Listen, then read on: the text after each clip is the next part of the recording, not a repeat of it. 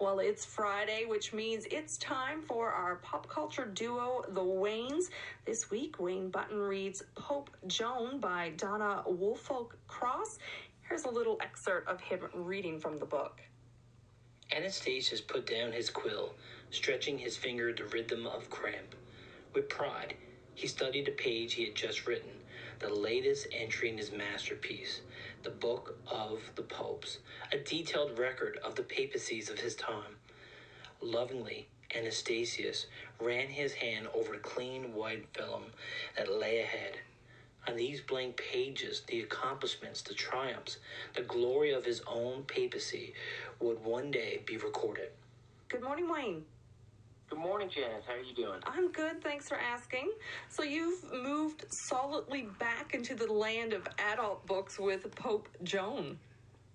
Oh, yes. Now, let me tell you, I'm going to start off by saying this book is deadly. Now, when I say deadly, I mean that in two contexts of the word. One, what the young kids say to make something sound really awesome. And two, everybody in this book dies. Like, it's straight up deadly because of that reason. If you're someone who likes Game of Thrones, you're probably going to love this book because it's basically like Game of Thrones, but without all the mystical stuff that doesn't exist, like dragons and stuff like that. Yeah, I gotta say, it's an amazing book. Full-on adult. This is nothing like your kiddie books that we read last week. Now, is that a spoiler alert telling us that everybody dies in the end? Not necessarily everybody dies in the end, but a number of characters die throughout the book. No, you'll know pretty quick because I think someone dies within like the first 20 pages or so. So it is a bit of a spoiler, but I'm just warning people, don't get too attached to your characters in this because there's a good chance once you flip a couple pages, they may just die. So was Joan the person who the book is written about? Was she a real person? So that's a really cool, interesting part. No one really knows. This book is about a young girl who was born in 800 AD from a very Christian family. Her dad was a Catholic priest, and her two other brothers were kind of being groomed to be a priest. And at this time in the era, 95% of the world was illiterate. And, Catholicism and religion pretty much ruled the day. There was no real math. There was no real novels out there. Everybody read or wrote by the scripture. And Joan was this girl who ended up becoming very good at it and scholarly. And it was kind of shunned upon because women weren't supposed to be really good at learning per se at this time. So eventually she finds herself in a scholarly school, and she realizes she's not really going to get any further in life as a female. So she actually finds a way to disguise herself as a male and eventually rises up to become the Pope. Now, like you said, there is debate about it. Some historians believe it really did happen because there is, a period of a year or two in the official Catholic doctrine that there is no kind of Pope.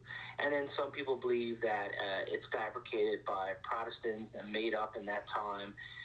So there is a lot of debate, and there is a whole section in the book actually at the end, very interesting. And a lot of times when you see author's notes, people will kind of skim over it, but I really encourage people to read this because the author goes over the different scholarly studies about and arguments about why this probably did happen or didn't. So, although a lot of the characters are fictional, a lot of the places are real, and it's really hard for me to say that this is a complete 100% fiction book because we don't know if it really happened or not. So, Wayne, how deeply does the book dive into religion? Pretty deep. You don't have to be religious to read it, but for example, I started reading it on my wife's Kindle, which is a great recommendation for this book because Kindle has, the property where you can hit the word and it can tell you the meaning of it. So there's some old dialect words at the beginning that eventually you learn their meaning, but at the beginning you're like, what's this? And you have to click the button and you find out, well, that's the 800 AD word for priest. That's the 800 AD word for church. So there is some old dialect, and it does go into religion a little bit, but it doesn't have a religious undertone. It's just the setting of the book. You don't have to be religious to get it or anything like that. What was it that drew you to read this book? Well, this is actually a recommendation from a friend of mine. I said, look, I'm reading way too much nonfiction. What is like your top 5 fiction books? And he had this at number 1. So I read the back of the book and I said to him, like, are you sure this is fiction? Because it sounds real. He said, no, that's what's great about it is it's totally fiction. But he said there's some debates about whether or not it happened. So I started reading it on a Kindle thinking, usually I read things on a Kindle that I'm like, I don't know if I'm really going to like it, so I don't buy it. About like 100 pages in, I ordered this book because I wanted to have it in my dossier because it was so good. I was like, no, I don't want to just read this on a Kindle. I got to actually have this book in my collection. So that's how much I loved it. I can only imagine how big your collection must be getting. It's getting up there. I just had an order come in last week with about 20 books or so. And now, doing this show, a lot of people are recommending books to me, and I'm always like, that's great. I really appreciate it, but I got like 20 ahead of the one you just told me. So let me read those first, and then I'll try your book. Well, recommendations are always great, but I have one question before I let you go, Wayne. Now that you've read Pope Joan, are you going to be watching the movie? Well, see, okay, so that's the sad part. I did start watching the movie, can't get through it. So it's not something I recommend whilst to review. It's not a bad movie per se, and there's a lot of decent actors in it. It was in 2009, but the problem is when you read the book, there's a lot of stuff in this book that isn't in the movie, so it just gets you angry. This book really should be like a 3-season type of show, like Game of Thrones. And I really was skeptical before I started. How are they going to jam all this into one movie? And it goes to show that you can't do it. In fact, I was worried about today, talking really fast, trying to jam as much as I can about this book in 5 minutes, because I could talk about it for 20 minutes. Well, maybe we'll get you to talk about it again one of these days coming up. Maybe it'll be a comeback episode, a review again or something. There you go. Well, thanks so much for telling us about it. No problem, Janice. Thank you so much. You have a good week now, okay? You as well. So Wayne Button is our book lover from Labrador City. Did we do anything after this? Funny feeling we did. We were watching TV.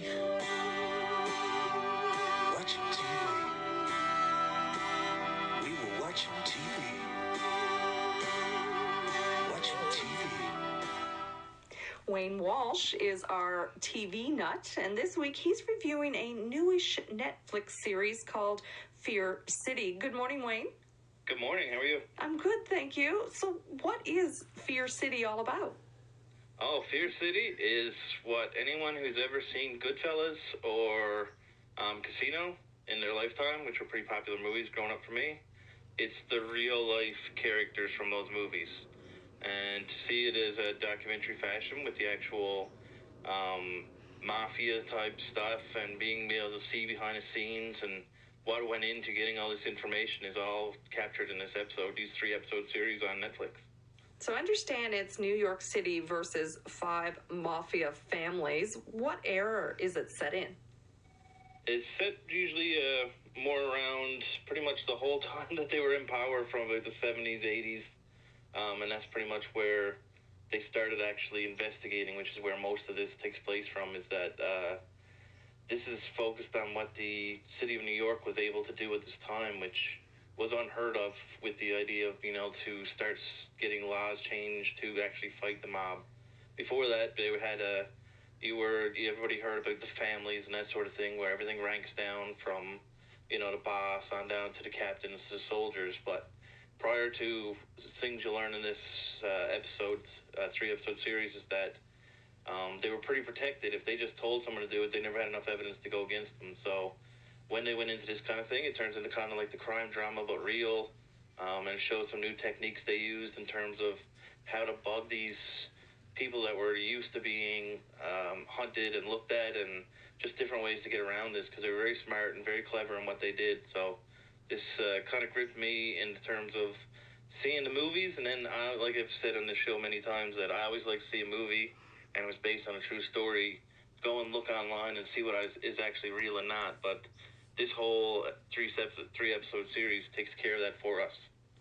You know, I've seen Fear City pop up in my own personal Netflix feed, and I've often wondered if it's something I'd enjoy watching or not. Who do you think it's really geared towards? Well, that's the biggest reason I wanted to take this on this week was that Netflix is pushing it so much. I think it's showing up on everybody's. It's one of their newest releases. Netflix always does good things with the documentaries, but it'll be more for the people that have seen in like mafia movies with Goodfellas and The Godfather and all that sort of thing, because there's no censorship in this documentary like most documentaries. Some of the pictures are really graphic, but they're real. They got some interviews with people from the Gambino family, Colombo family, Bonanno family, Lucci's and Genevieve's family, which were the big five back in the day. And they show actually how organized and they were back to get all this to work. Like, it wasn't just a thrown together operation. So when you have mobsters, they're real mobsters. Their language is not fit for anyone under 18. The way they talk about people, the events that they had were really for an adult audience, because what they did, some of it was just unbelievable. Some of it was exactly what you'd hear on movies about hits and how they went about them and that sort of thing. So I'd keep it to a mature audience for sure. And that was going to be my question. You know, was it sort of surreal watching this documentary and knowing that these things had actually taken place? Yeah, they do it in a documentary fashion where they actually have what we would call, I guess, retired, if you ever actually retire from a mob. But they have, like, their big item people from back in the day actually telling these stories in collaboration with the evidence and stuff found towards the trials and that sort of thing. And to see, like, real pictures of real hits and to see how things went through, you're kind of like, wow, this stuff really happened? Like, I just thought they exaggerated for a movie, but they probably didn't. So, again, it's a documentary fashion. You're not going to see, like, any big explosions or big any of this, but the way they describe how they went about it and the techniques they did was just something interesting that if you like these sort of things, this is up your alley. But if you're not a mob person or you didn't enjoy those things back in the day, this is going to be a hard one for you to take in, because it is three series long, 3 episodes per series, and it was wonderful for me. But you need to be able to sit down and listen to the details and stuff to actually really enjoy it. Now, this is a long weekend, at least for most people in Labrador. What recommendations do you have for anybody who may be hanging around at home this weekend? Oh, I'm a sucker for old movies that I always had to fall back on. So whenever I start looking into new ones and I'm a little bit iffy and that sort of thing, and like I only have a couple hours, what am I going to throw? I have no problem to throw on some of the old ones. And I found during this time that everybody's having to stay home a little more, they're offering more movies, more classics that we would have seen growing up. So mostly if you go on to Netflix now, you're going to just be surprised almost every time you go in every week with the amount of movies and TV shows they're bringing back. So I can always find some sort of old favorite in there, whether it's one of my personal faves like Roadhouse or, you know, some of these great old classics that you probably haven't thought you wanted to watch, but if you did, you'd probably really enjoy it. Well, thank you so much for telling us more about your picks this week, and enjoy your long weekend. You too. I hope everyone enjoys it and stay safe. The Waynes are Wayne Button on books and Wayne Walsh on TV.